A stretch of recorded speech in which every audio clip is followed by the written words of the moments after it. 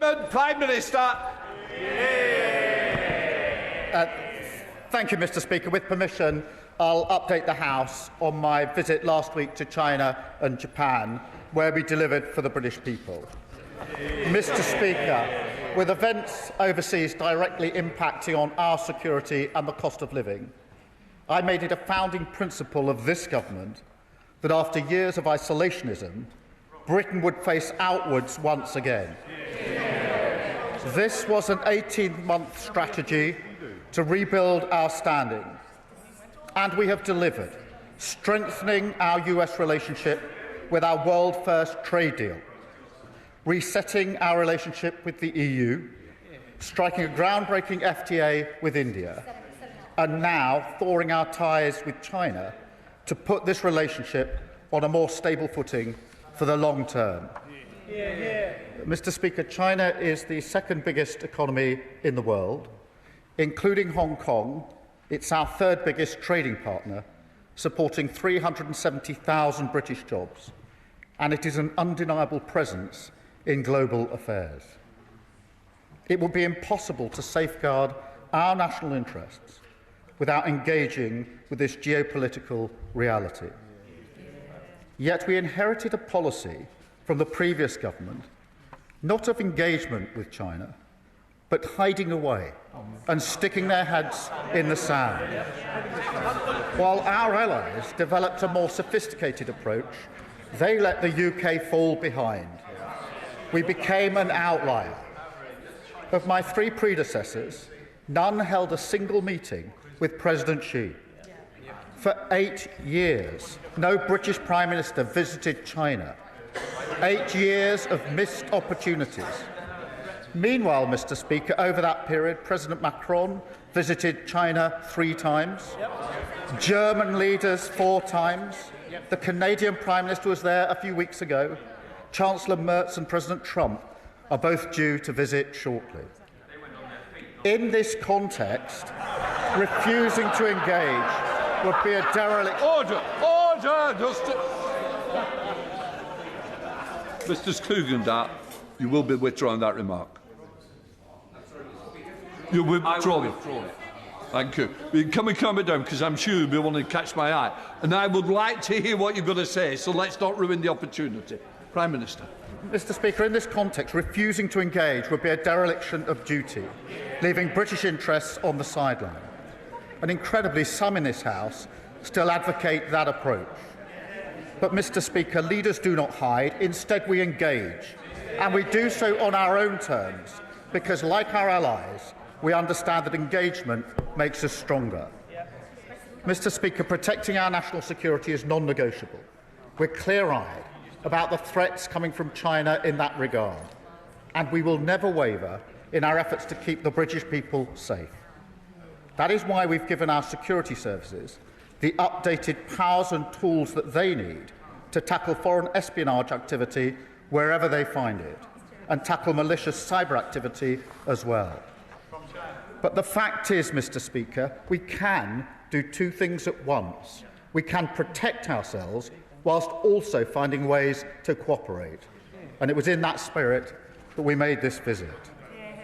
I had extensive discussions over many hours with President Xi, Premier Li and other senior leaders.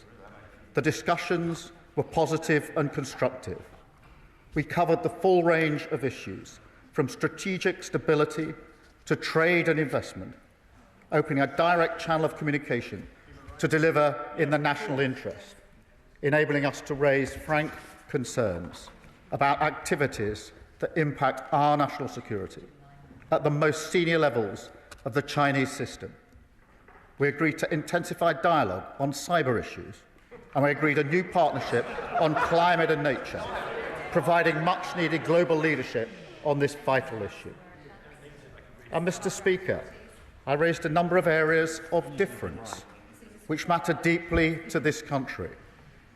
I raised the case of Jimmy Lai and called for his release, making clear the strength of feeling in this House. Those discussions will continue. And my right honourable friend, the Foreign Secretary, is in touch with Mr Lai's family to provide further briefing. I raised our human rights concerns in Xinjiang and Tibet. We discussed Taiwan, wider regional stability, Iran and the Middle East. I called on China to end economic support for Russia's war effort, including companies providing dual-use technologies. And I urged them to use their influence on Putin to push for the much-needed ceasefire in Ukraine.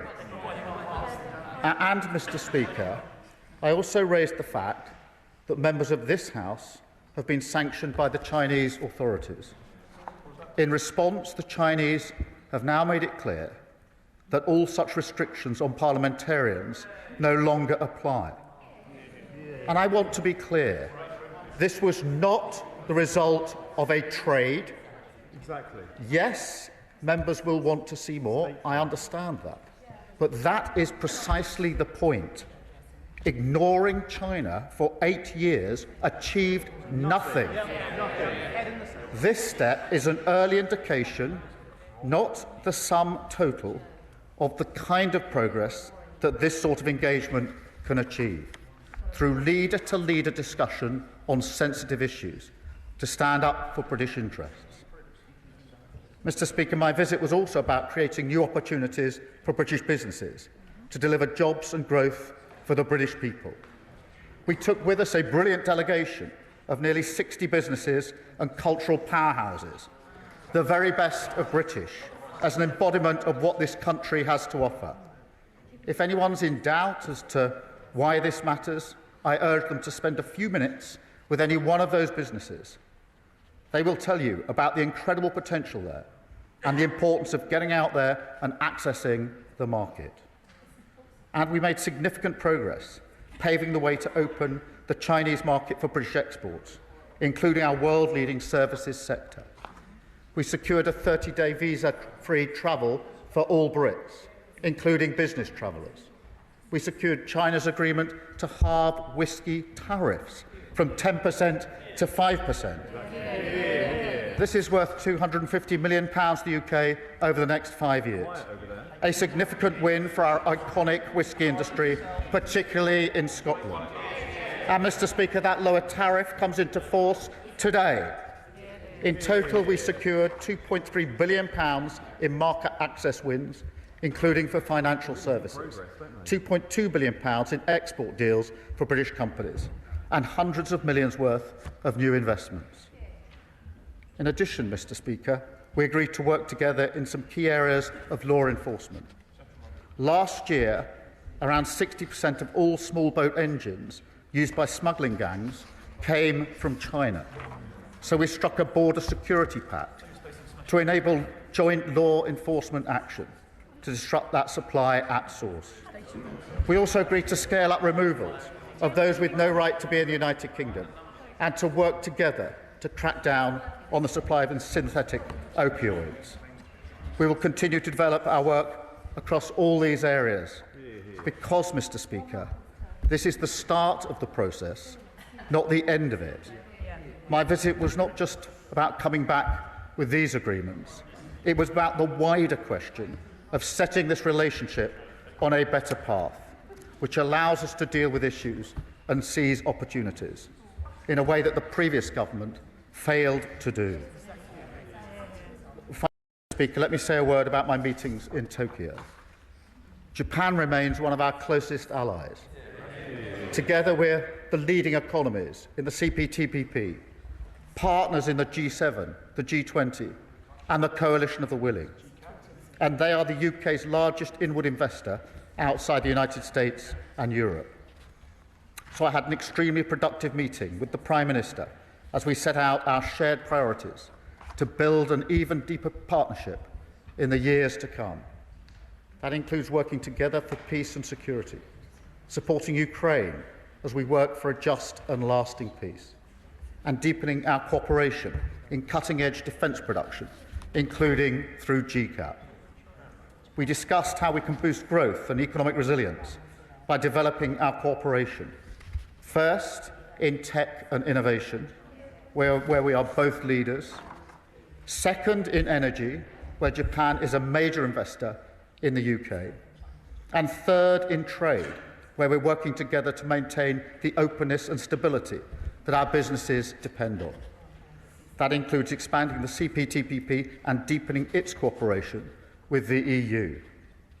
We will take all of this forward, Mr. Speaker, when I welcome the Prime Minister to Chequers later this year.